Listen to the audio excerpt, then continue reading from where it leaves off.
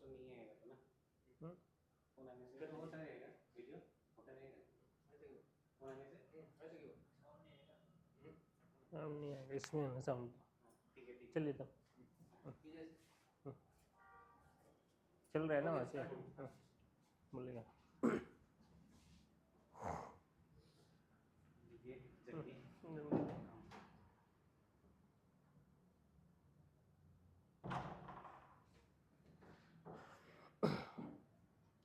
Hello everyone, स्वागत है आपका संकल्प विद्यापीठ में। और जैसा कि आप लोगों को पता है कि हम लोग नियरेस्ट का जो क्वेश्चन पेपर सॉल्व कर रहे हैं प्रीवियस ईयर की, और ये जो क्वेश्चन पेपर सॉल्व कर रहे हैं हम लोग 2024 का है, ठीक है। तो फिजिक्स का जो फर्स्ट पार्ट था उसमें हम लोगों ने क्वेश्चन नंबर 1 से लेके क्वेश्चन नंबर 10 तक करा था। तो आज का जो फिजिक्स का पार्ट है हमारा, उसमें हम लोग क्वेश्चन नंबर 11 से क्वेश्चन नंबर 20 तक करेंगे। और क्वेश्चंस को सॉल्व करने के साथ साथ हम उसके कॉन्सेप्ट की बात करेंगे, ताकि आप वैसे सिमिलर क्वेश्चंस आ सके या उन टॉपिक से क्वेश्चंस आ सके तो ईजिली आप एग्जाम्स में कर सके। और मैं पहले भी बोल चुका हूं कि ये वीडियो उन बच्चों के लिए क्लास 10 के जिन्होंने नियरेस्ट का फॉर्म फिलअप करा है या एपीजेई का फॉर्म फिलअप करा है, तो वो लोग जरूर एक दूसरे के साथ शेयर करें, बहुत हेल्प होगा आपको एग्जाम्स में और आपको पता चलेगा कि पैटर्न कैसा होता है क्वेश्चन पेपर का, ठीक है। तो चलिए स्टार्ट करते हैं आज का वीडियो। और एक बात इन्फॉर्मेशन, जो हमारा बैच है 9 मार्च से हम लोग स्टार्ट कर रहे हैं ऑफलाइन बैच, ईटानगर और नाहरलगुन दोनों में। तो जो भी इंटरेस्टेड हैं स्टूडेंट्स जो पहले 9 मार्च से पहले रजिस्ट्रेशन कराएंगे, उनके लिए जो फी है हमारी वो 50% ऑफ है। जो भी फी होगी उसमें 50% ऑफ रहेगा। तो जो भी इंटरेस्टेड हैं, आप नंबर दिया होगा नीचे वीडियो में, आप उस पर आप अपना नाम और कौन से क्लास में है, 11 के बच्चे भी दे सकते हैं, 10 के बच्चे भी दे सकते हैं, और रजिस्टर्ड कर लीजिए व्हाट्सएप के थ्रू। चलिए स्टार्ट करते हैं हम लोग क्वेश्चन अपना। तो आज का जो क्वेश्चन है वो क्वेश्चन नंबर 11 से 24 का, ठीक है। जैसे फर्स्ट क्वेश्चन क्या है देखिए, फर्स्ट क्वेश्चन है हमारा, cadmium rods are used, cadmium rods are used in a nuclear reactor. Cadmium rod जो होते हैं उनको न्यूक्लियर रिएक्टर में क्यों यूज करा जाता है?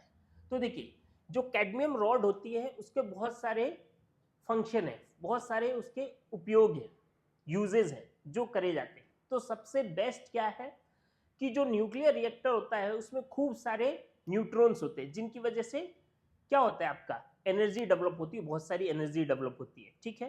तो ये जो कैडमियम रॉड है इसका मेन काम क्या होता है कि जो जो बहुत सारे ज्यादा एक्सेस में न्यूट्रॉन्स निकले हैं वहां पे न्यूक्लियर रिएक्टर में, उन सारे न्यूट्रॉन्स को क्या करना, एब्जॉर्ब कर लेना, अपने अंदर रोक देना, ताकि जो हमारी रिएक्शन है अच्छे से हो सके। तो देखो ऑप्शन क्या है, स्लोइंग डाउन फास्ट न्यूट्रॉन नहीं, स्पीडिंग अप स्लो न्यूट्रॉन नहीं, क्या है, एब्जॉर्बिंग न्यूट्रॉन्स। तो एक तो सबसे अच्छा यूज ये हो गया, तो इसका आंसर ये हो गया। दूसरा क्या है, regulating the power level of neck.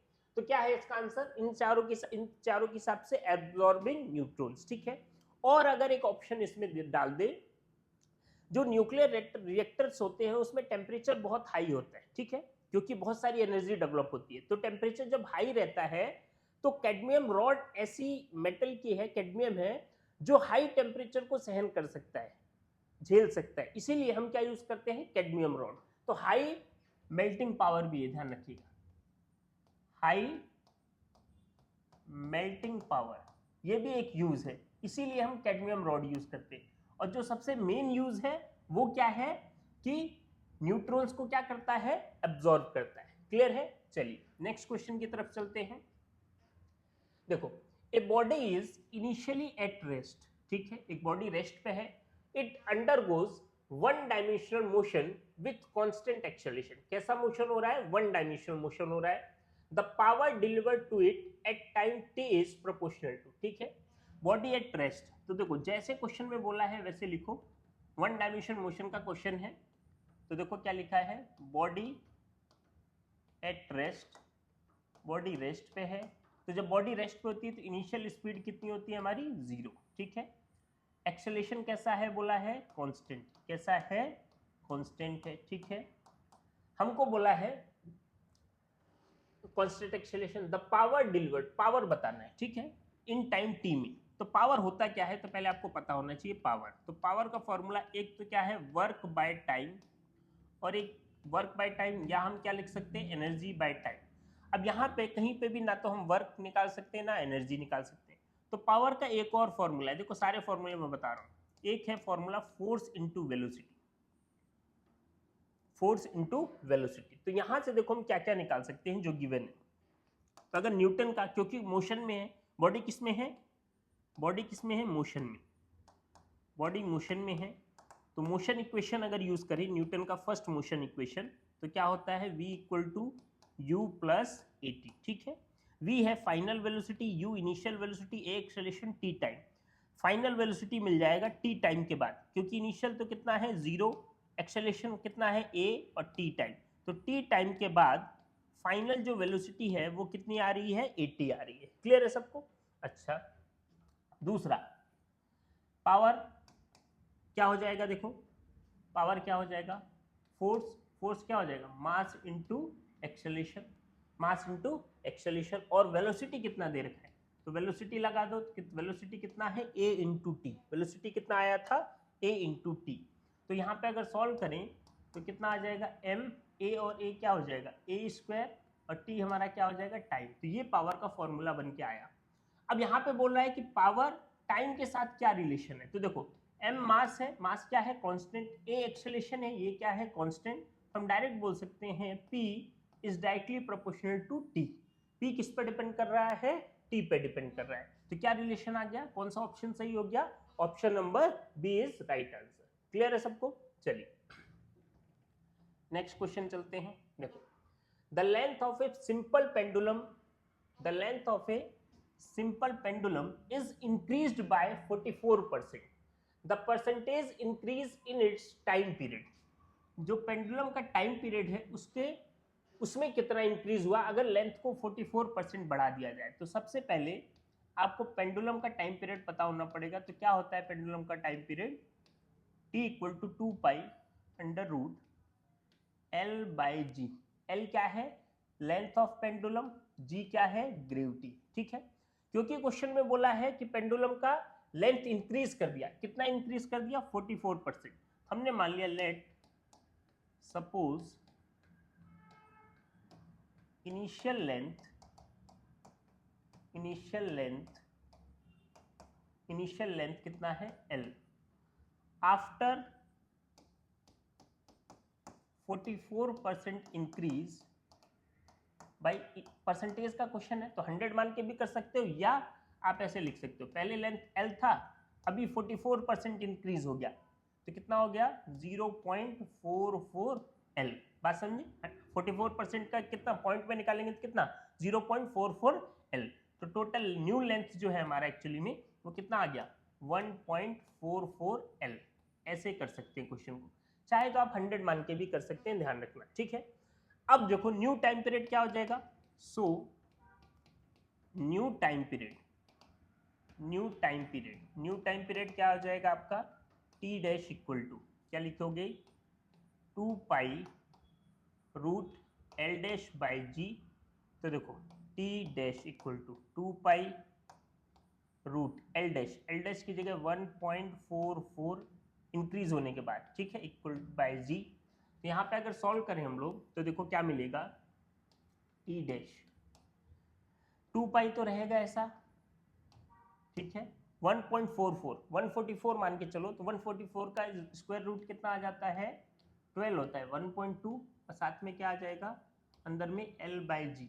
यहाँ पे देखो टी डैश कितना हो गया, अगर हम देखें इसको मैं क्या लिख सकता हूँ, देखो इसको हटा दें, इसको मैं क्या लिख दूँ, टी डैश इक्वल टू 1.2 को आगे लिख दूँ, इंटू साथ में क्या हो गया 2 पाई रूट एल बाई जी, ये आ गया। एक्चुअली में आप ऐसे भी लिख सकते हो, T dash equal to 1.t, और ये तो ओरिजिनल टाइम पीरियड है, इंटू टी। तो टाइम पीरियड कितना बढ़ गया, पहले कितना था t, अब कितना हो गया 1.2, तो 0.2 बढ़ गया। देखो 0.2 टाइम पीरियड बढ़ गया, 0.2 बढ़ने का मतलब इंक्रीज हुआ, और 0.2 परसेंटेज में अगर निकालेंगे तो परसेंटेज में जो टाइम पीरियड इंक्रीज हुआ 0.2 का मतलब कितना हो गया, कितना लिखेंगे डायरेक्ट सीधा 20%, कितना हो गया 20.2 का मतलब 20%, 0.3 का मतलब 30%। क्लियर है सबको? चलिए नोट करिए। चलिए नेक्स्ट क्वेश्चन की तरफ चलते हैं। देखिए penetrating power of X ray depends on, जो पेंट्रेटिंग पावर है एक्स रे की किस बात पर डिपेंड करती है? तो ध्यान रखो, ये जो एक्स रे की पावर होती है ना, एक्स रे की पावर वो डिपेंड करती है एनर्जी पे। किस पे डिपेंड करती है? एनर्जी पे, सबसे इंपॉर्टेंट। ठीक है, अब ऑप्शन देखो, applied potential difference, nature of the target, current flowing in the filament, all of the. तो यहाँ पे एनर्जी ऑप्शन में नहीं है, बट जो एनर्जी है वो कहाँ से आती है? तो वो आती है पोटेंशियल डिफरेंस से। कहाँ से आती है? पोटेंशियल, या ऐसे डायरेक्ट सीधा लिख दे, applied potential difference, applied potential difference. ठीक है, तो एनर्जी ऑप्शन में नहीं दे रखा, बट यहाँ पे क्या है? Potential difference. पोटेंशियल डिफरेंस से क्या इंक्रीज होगा? एनर्जी, और एनर्जी से एक्सरे की पावर, पेंट्रेटिंग पावर इंक्रीज होगी। तो क्या ऑप्शन में आ जाएगा हमारा? Applied potential difference. क्लियर है सबको? चलिए क्वेश्चन नंबर 15 देखते हैं। A car of mass 5 kg is moving with a velocity of 10 metre per second. ठीक है, एक कार है जिसका मास दे रखा है 5 kg और वो वेलोसिटी, कितनी वेलोसिटी? 10 मीटर पर सेकेंड की स्पीड से एक सर्कल ऑफ रेडियस, एक सर्कल में घूम रही है।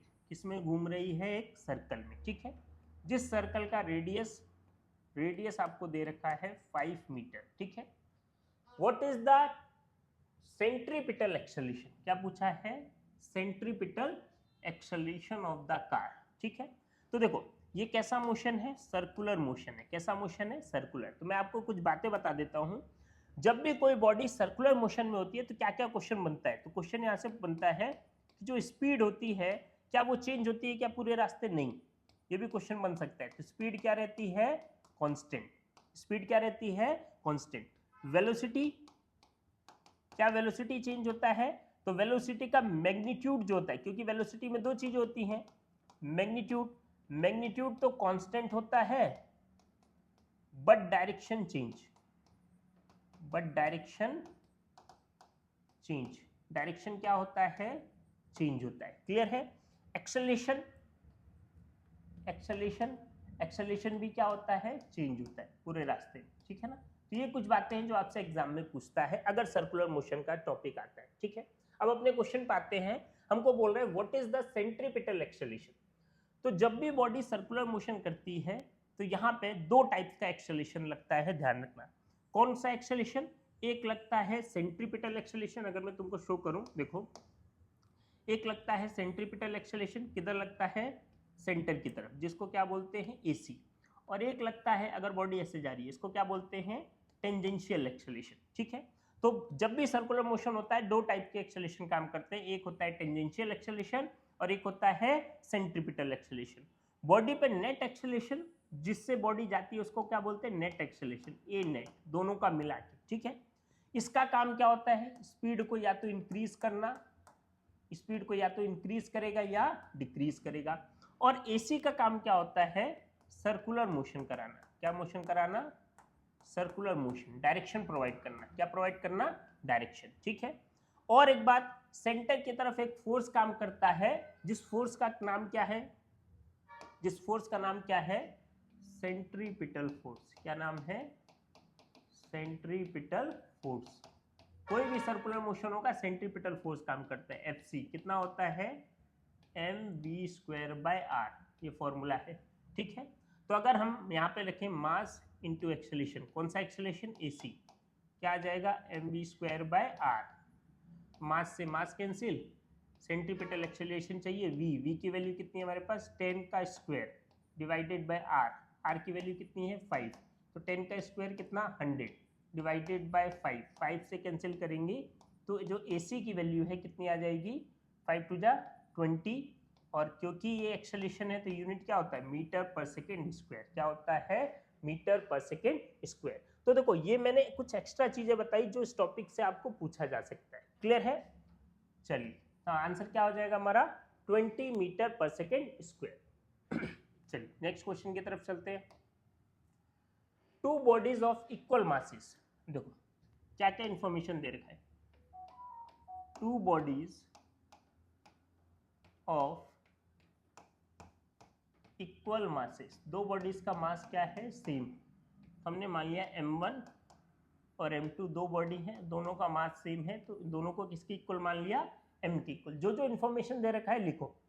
With the uniform velocity v and 3v, जो m1 बॉडी है उसकी वेलोसिटी v दे रखी है और m2 वेलोसिटी की वेलोसिटी कितनी, m2 मास की वेलोसिटी कितनी दे रखी है, 3v respectively. The ratio of their kinetic energy, easy question है। काइनेटिक एनर्जी हमको पता है, रेशियो पूछा है तो रेशियो जब भी पूछे डिवाइड कर दो।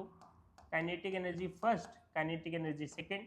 फर्स्ट का kinetic energy half m1v1 square, second का kinetic energy half m2v2 square.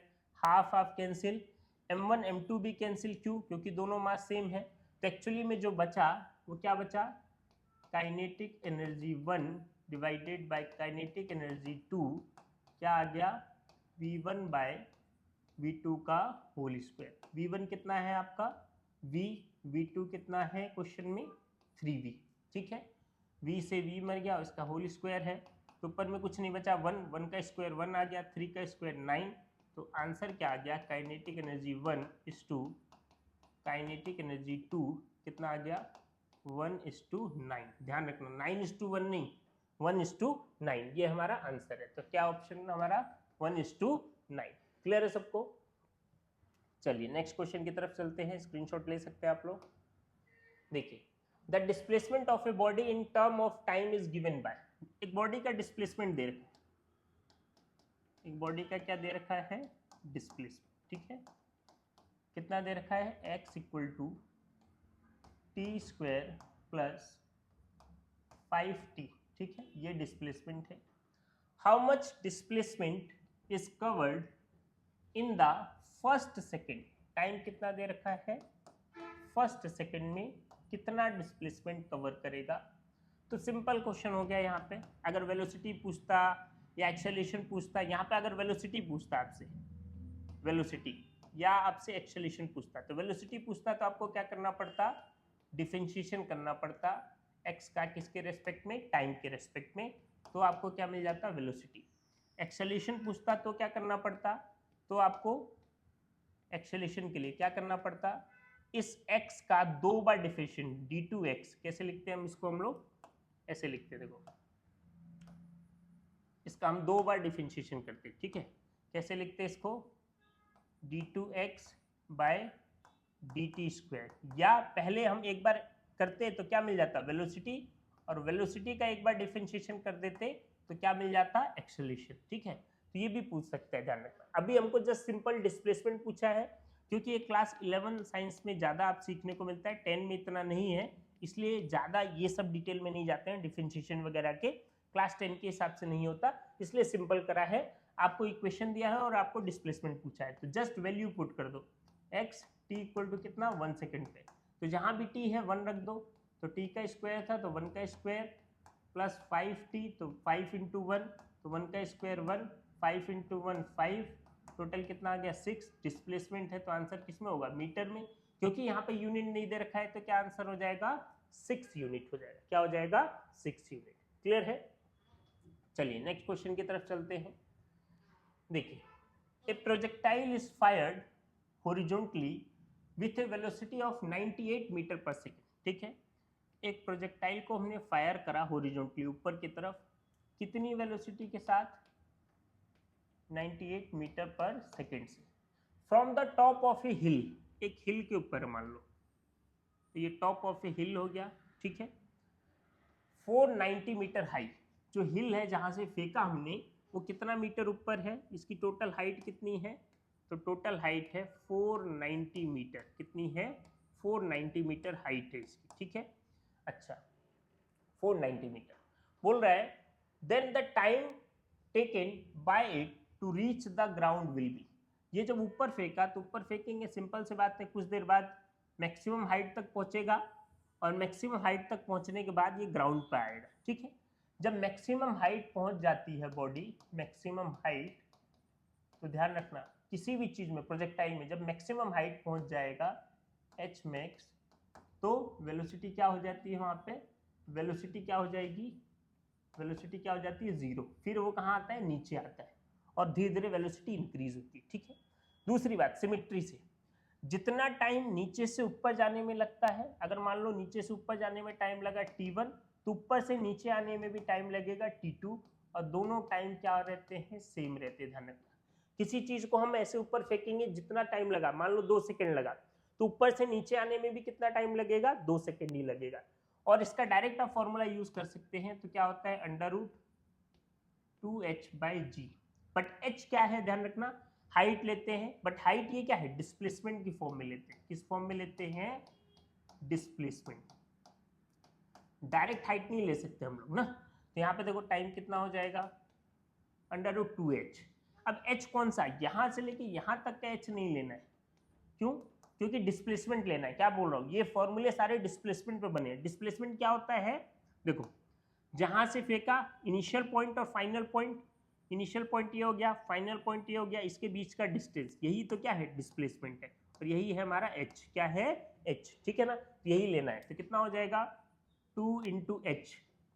h क्या है, देखो भाई 2 × h, h की वैल्यू कितनी है, 490 डिवाइडेड बाय g, g की वैल्यू फिक्स होती है 9.8। तो सॉल्व करेंगे तो कितना आ जाएगा, 980 हो जाएगा। नीचे कितना, 9.8, पॉइंट हटा दूंगा तो 1 0 बढ़ जाएगा, 98 से काटूंगा तो टाइम देखो अंदर में कितना आ जाएगा, 100, और 100 को रूट बाहर ले जाऊंगा तो 10 सेकेंड। कितना आंसर आ जाएगा हमारा, 10 सेकेंड, ठीक है, 10 सेकेंड। चलिए सॉरी, नेक्स्ट क्वेश्चन की तरफ चलते हैं। स्क्रीनशॉट ले सकते हैं आप इसका, ठीक है। Next question,